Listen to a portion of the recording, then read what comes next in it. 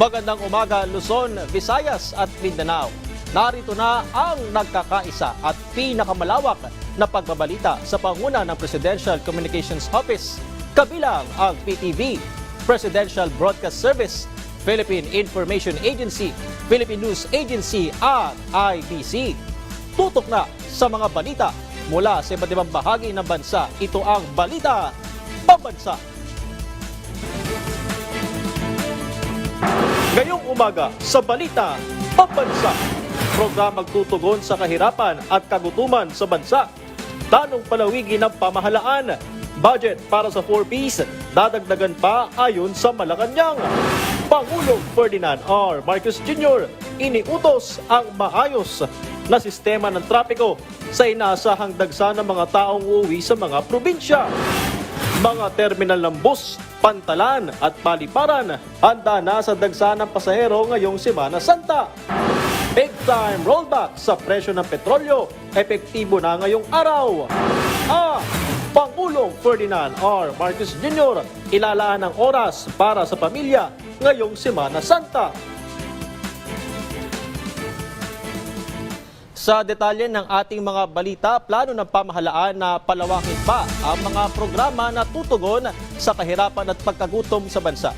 Ikinakasa na rin ang pagpapalawak sa Walang Gutom Project, gayon din ang mas maraming trabaho at serbisyong pangkalusugan. Ang detalye sa Balitang Pambansa ni Clazel Pardilla ng PTV. Madalas bigong makapasok sa eskwelahan ng dalawang apo ni Lola Mercy. Kulang kasi ang kita niya mula sa paglalako para tustusan ang pang-araw-araw nilang gastusin. Pero simula na maging miyembro sila ng Pantawid Pamilyang Pilipino Program o 4Ps noong 2023, napagaan ang pasanin ni Lola Mercy. Maliliit pa lang yan sila, iniwan na sa akin yan. Minsan walang baon sila kaya hindi ko napapapasok. Ngayon araw-araw na ako na lang ang problema paggising sa kanila. Dito ako kumukuha ng pag-budget namin saka baon ng mga bata sa school.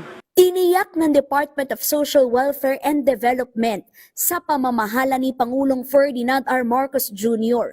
ang patuloy na pagbibigay ng tulong sa mga benepisyaryo ng 4Ps. Ito ang buwan ng subsidiya ng pamahalaan sa higit 4 na milyong miyembro ng 4Ps. 750 pesos para sa tulong pangkalusugan, 600 pesos pambili ng bigas, at 300 hanggang 700 pesos na allowance para sa pag-aaral ng mga bata. Kapag po hindi malulusog ang mga bata, nawawalan po sila ng oportunidad para magkaroon ng magandang kinabukasan. Nakakaapekto ito sa kanilang pag-aaral at sa kanilang productivity.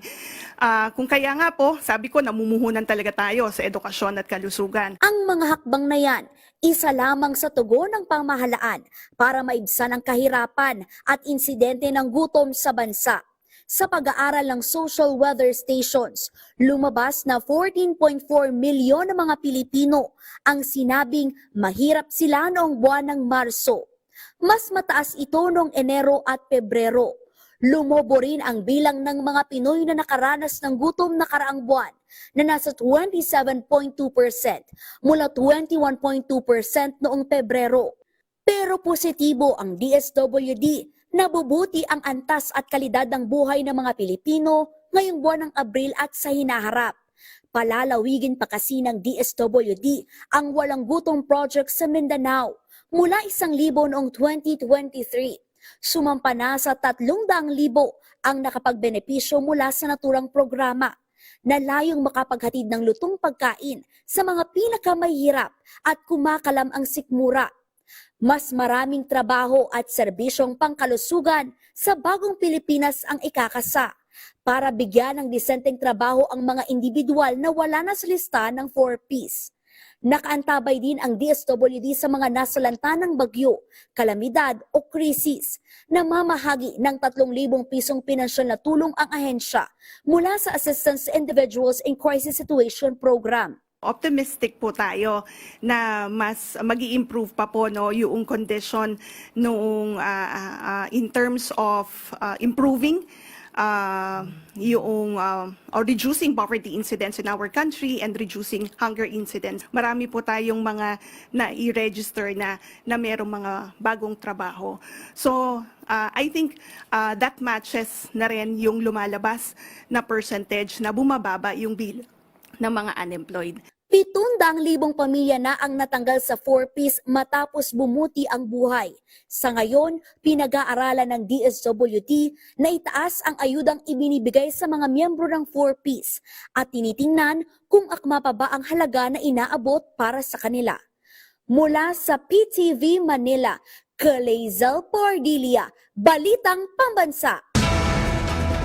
Palalawakin pa ng administrasyon ni Pangulong Ferdinand R. Marcos Jr. ang mga programa para matiyak na walang magugutom na Pilipino.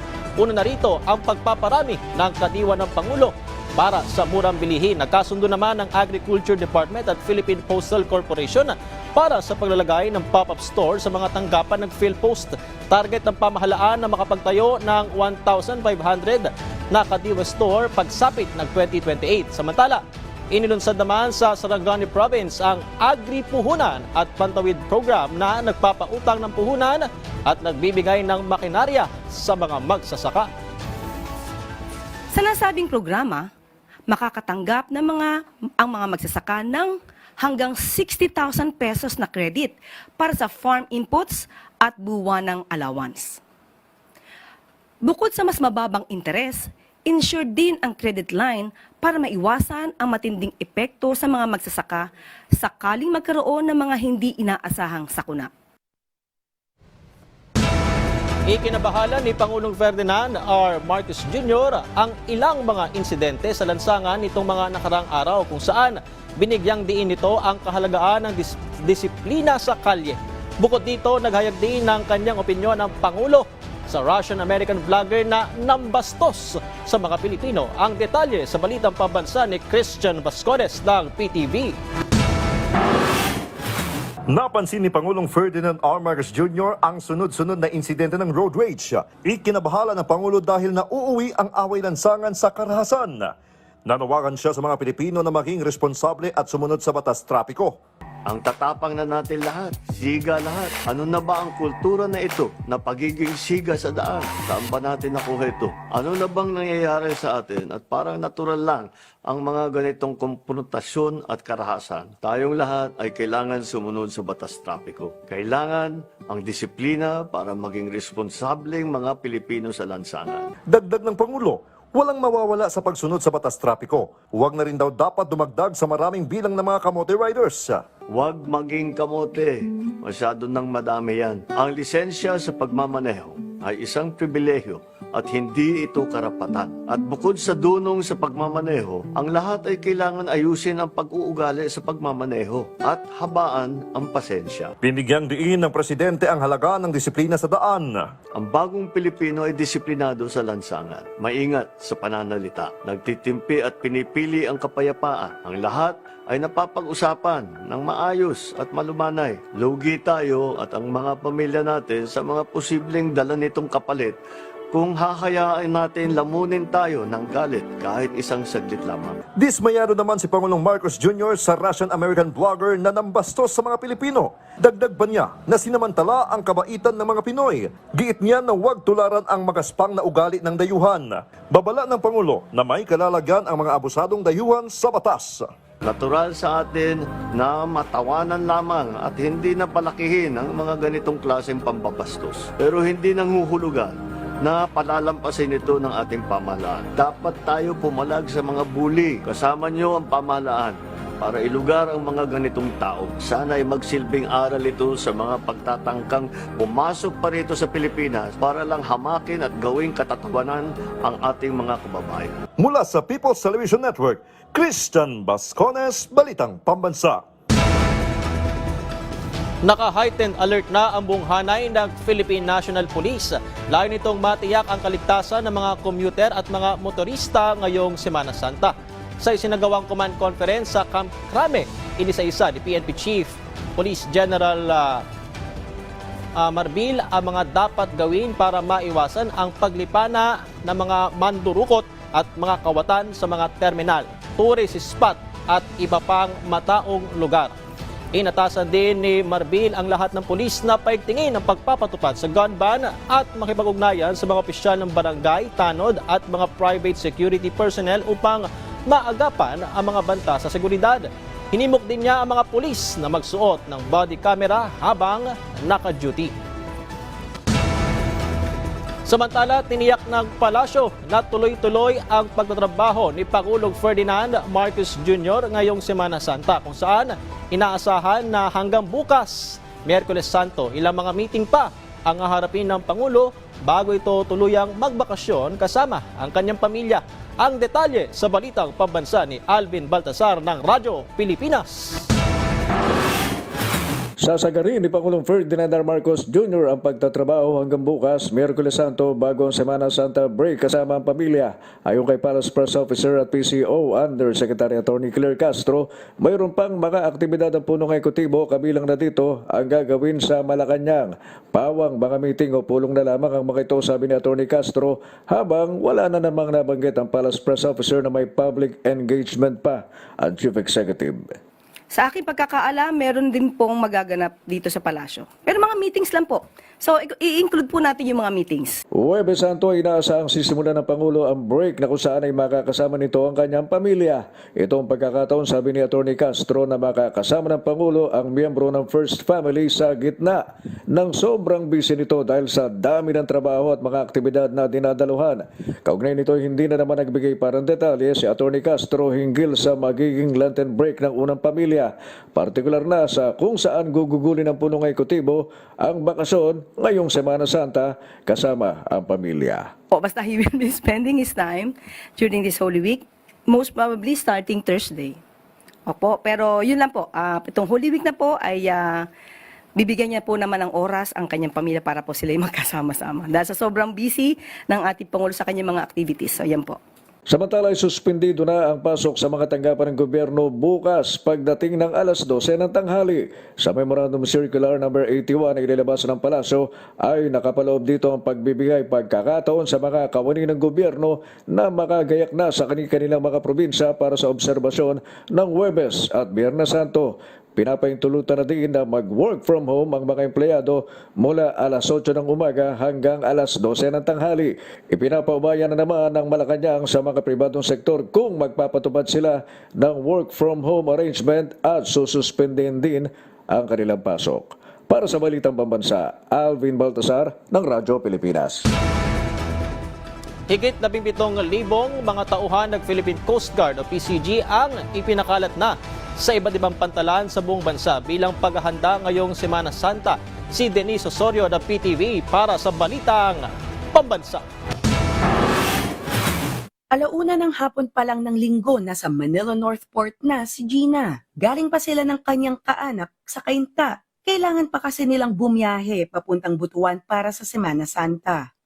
Walang problema sa kanilang maghintay ng 2 araw para lang may masakyang barko. Importante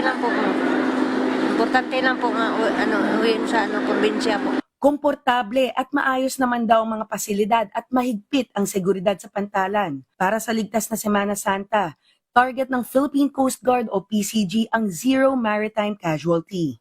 Naka-heightened alert ang PCG mula at 13 hanggang 20 ng Abril sa ilalim ng Oplan Biyaheng Ayos.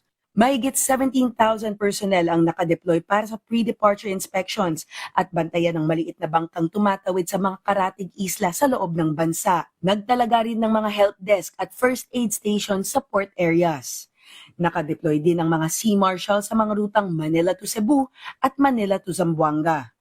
Batay sa monitoring ng PCG, umabot na sa higit 15,400 outbound at 16,000 inbound passengers ang naitala sa iba't ibang pantalan sa buong bansa. Sa kabuuang Holy Week, posibleng umabot sa 100,000 ang pasahero sa mga port. Iwasan po nating magdala ng mga pinagbabawal na mga bagay upang hindi po tayo maging aberya at maaberya sa ating paglalakbay. At higit po sa lahat, ang ating pong Philippine Coast Guard will provide necessary assistance once kailanganin po ng ating mga kababayan.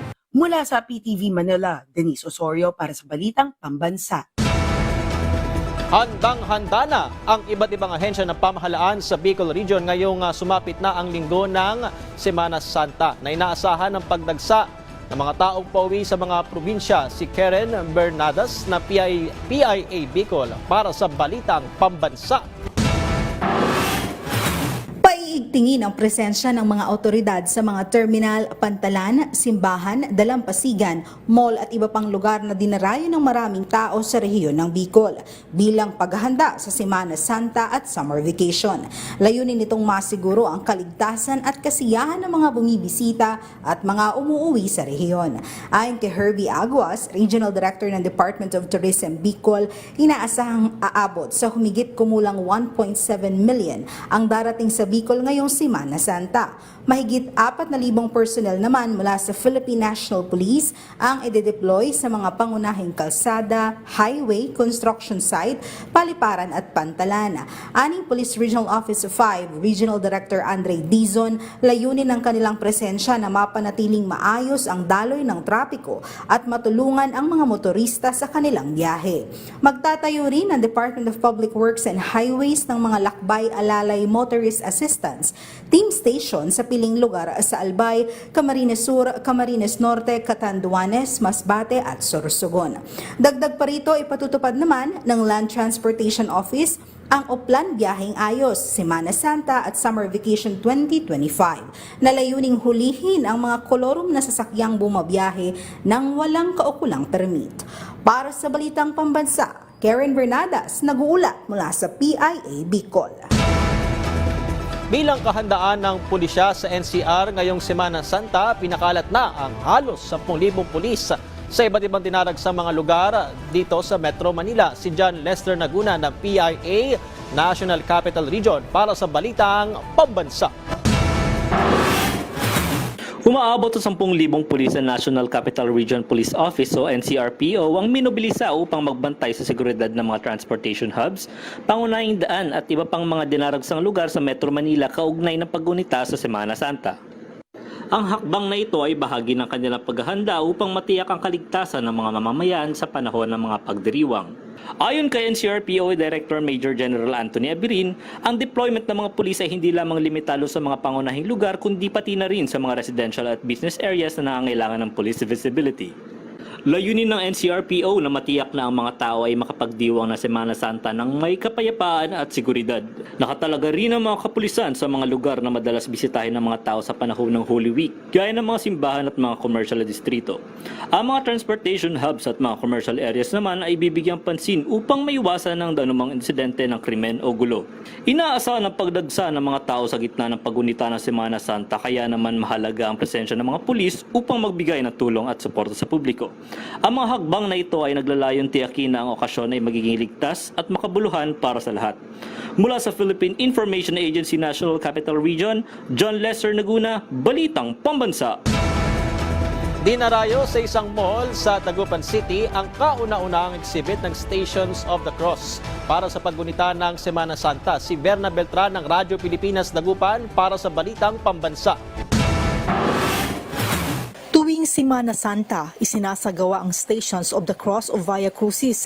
Paraan ito ng mga Katoliko para alalahanin ang paghihirap sa daang tinahak ni Jesucristo sa Kalbaryo. Dito sa Dagupan City, sa isang mall, isinagawa ang Via Crucis. Bukod sa Stations of the Cross, mayroon ding confession area para sa mga nais mangumpisal sa pari, community praying at mini acoustic worship session. Kaya naman ang mga negosyante at mallgoers nabigyan ng pagkakataon na makiisa rito. Meron po tayong exhibit ng Stations of the Cross. Ang tawag po natin Beloved or Beloved. Itong exhibit po ito is to show that every person is loved by God. Yung sa Stations of the Cross, ipinakita dyan yung sakripisyo ni Jesus. Dahil sa positibong tugon ng mga mananampalataya, plano ng organizer na madagdagan ang lugar para sa exhibit sa susunod na taon. Nagkaroon po ako ng oras para makapag-reflect and mag-meditate and magdasal ng taimtim para kay Lord. Kasi ako po bilang isang entrepreneur, limited po yung time ko to visit the church ngayon. Mula sa Radyo Pilipinas Dagupan, Verna Beltran para sa Balitang Pambansa. Mula naman sa Philippine News Agency, asahan ang malinsangang panahon ngayong Semana Santa. Ayon sa Pag-asa, magiging mainit ang panahon mula Miyerkules Santo hanggang Linggo ng Pagkabuhay. Posible rin naman ang mga kalat-kalat na pag-ulan sa hapon o gabi dahil sa easterlies. Kasabay nito, hinikayat ng Pag-asa ang publiko na limitahan ang paglabas ng bahay mula alas 10 ng umaga hanggang alas 4 ng hapon upang maiwasan ng fatigue, pamumulikat at pagkahapo. Pinayuhan din ang publiko na uminom ng maraming tubig, sumilong mula sa init ng araw at magsuot ng mga light-colored na mga damit. Ngayong Semana Santa, inaasahan ang pagdagsa ng mga turista na maliligo sa dagat. Kaya todo ang paalala ng mga otoridad sa Pangasinan para iwas disgrasya. Si Odi Mamaril ng PIA Pangasinan para sa Balitang Pambansa. Sa pagpasok ng panahon ng tag-init at Kuresma, kung kailan dagsa ang mga naliligo sa dagat, nanawagan ng Pangasinan Provincial Disaster Risk Reduction and Management Office o PDRRMO sa publiko na sundin ang mga panuntunan sa beach safety flags at maging alerto sa pabago-bagong kondisyon ng tubig sa karagatan. Ayon kay Vincent Chu, Operations Head ng PDRRMO, may 3 kulay ng flag na nagsisilbing babala sa kalagayan ng dagat. Ang berde ay nangangahulugang ligtas lumangoy, ang dilaw ay paalala na mag-iingat dahil posibleng may malakas na alon, at pula naman ay senyales na delikado ang tubig at hindi dapat lumangoy doon. Mga turista, actually hindi po nila gaanong gamay yung ibig sabihin po ng ating mga flags po na yan. So, ang ginagawa pa rin po namin until now is nagro-roving pa rin po yung ating mga personnel para gustuhan yung ating mga beachgoers. Samantala, handa ang PDRRMO sa inaasahang dagsa ng mga turista at nakastandby na rin ang mga emergency vehicles at mga responder team. Kasama rin sa mga paalalang pangkaligtasan ng pag-iwas sa pag-inom ng alak bago lumangoy at pag-iingat sa rip current. May mga nagro-rondang lifeguards dito na nagpapaalala na huwag pumunta sa mga malalalim na parte ng dagat, lalo na sobrang lakas ng hampas ng alon. Paalala pa ng PDRRMO na huwag malitin ang lakas ng alon. Maging alerto at lumangoy lamang sa mga itinakdang lugar habang nag-i-enjoy ngayong tag-init. Mula sa Philippine Information Agency Pangasinan, Odi Mamaril para sa Balitang Pambansa. Alamin natin ang sitwasyon sa PITX. May Balitang Pambansa si JM Pineda na PTV Live. JM?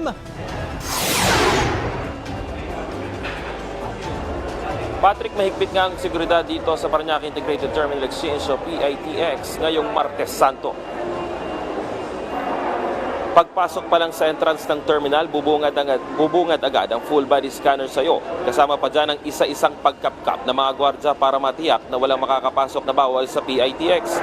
Ang mga bagahe naman na malalaki ay masusiding sinusuri ng mga nagbabantay. Nakaabang mga K9 units at tinitiyak na lahat ng mga gamit ay may scan. Nag-uumpisa na ngang dumami ang mga pasahero sa terminal kung saan mas pinapaigting pa ng pamunuan ng PITX ang seguridad. Nakadeploy na rin ang mga pulis sa loob at labas ng bus terminal para matiyak na ligtas ang mga pasahero sa loob ng PITX. Nakakalat na rin ang ilang mga police assistance desk sa buong terminal. Mahigpit naman ang paalala ng pamunuan sa mga bawal dalhin sa loob, gaya na lamang ng flammable objects, mga matutulis na bagay at kahit na anong uri ng baril. Nauna na nga rin sinabi ng pamunuan na bukas o araw ng Miyerkules Santo, mas kakapal pa ang bilang ng mga pasahero na babiyahe at uuwi sa kanilang mga probinsya. Patrick, sa ngayon nga ay fully booked na yung ilang mga biyahe dito sa Parañaque Integrated Terminal Exchange o PITX, pero nauna na nga rin sinabi rin ng pamunuan na may mga nakaabang na mga extra buses para doon sa mga mag-walk-in, lalo na bukas Miyerkules Santo na inaasahan nga na mas dadami pa at kakalat pa o mas dodoble pa yung bilang ng mga pasahero dito sa bus terminal. Yan muna ang latest. Balik sa iyo, Patrick. Maraming salamat, JM Pineda ng PTV.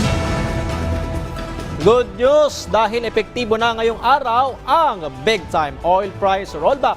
Simula kaninang alas 6 ng umaga, 3 pesos at 60 centavos na ang bawas sa kada litro ng gasolina. 2 pesos at 90 centavos naman sa diesel at 3 pesos 30 centavos sa kerosene. Buwaba ang presyo ng langis dahil sa trade war ng Amerika at China na nagresulta sa pinangangambahang recession at pagbawas sa demand. Ilang pasahero sugatan sa pagsalpok ng kanilang sinasakyang bus sa isang truck sa NLEX. Ang detalye at daloy ng trapiko sa lugar, kamustahin natin sa Balitang Pambansa ni Vel Custodio ng PTV Live. Vel, kamusta ang mga biktima? Patrick, maluwag pa ang daloy ng trapiko dito sa NLEX patungong Balintawak Toll Plaza sa mga oras sa ito. Gayun din sa NLEX Valenzuela City kung saan nangyari ang karambola sa pagitan ng bus at truck kasama ang isang close van pasado alas 7 kagabi.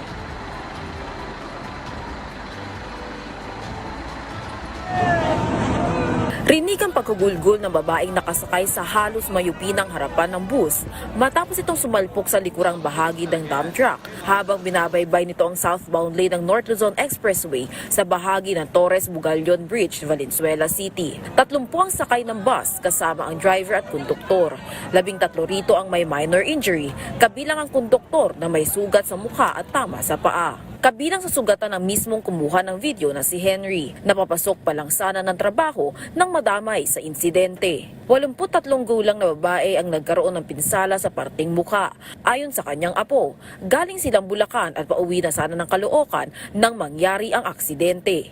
Naging pahirapan ani ang paglabas sila sa loob ng bus. Sinapak po nila yung bintana, tsaka po sila nagsibabaan. Kaya ayun po, nagtakbo na po sila, bumaba na sila ng bus. Tapos po yung mga naipit po, matagal pa po bago makalabas. Sa inisyal na investigasyon ng Valenzuela PNP, matulin ng takbo ng bus na biyaheng Angat Bulacan patungong monumento. Itong bus saka yung dump truck is traveling ng 4th lane. So yung dump truck is ahead doon sa bus. So, nandito na yung bus, nag-vert siya ng kaliwa para hindi na mabangga sana itong dump truck. Kaso nga lang, meron close ba na nandun sa 3rd lane na nabangga niya una. At pagkabangga niya nito, na kumabig naman pa kanan hanggang sa dire-diretso nabangga niya yung kwitan ng dump truck. Nagkaroon na ng settlement sa pagitan ng kumpanya ng bus at ng biktima at handa ang bus company na sagutin ang pagpapagamot sa mga biktimang nasa ospital. May paalala naman ng pulis, lalo na't maraming bumabiyahe ngayong Semana Santa. Sa tingin ninyo, hindi nyo pa kaya o naanto kayo o pagod kayo sa biyahe, kailangan magpahinga muna. Huwag kayong dire-diretso para makaiwas tayo sa aksidente.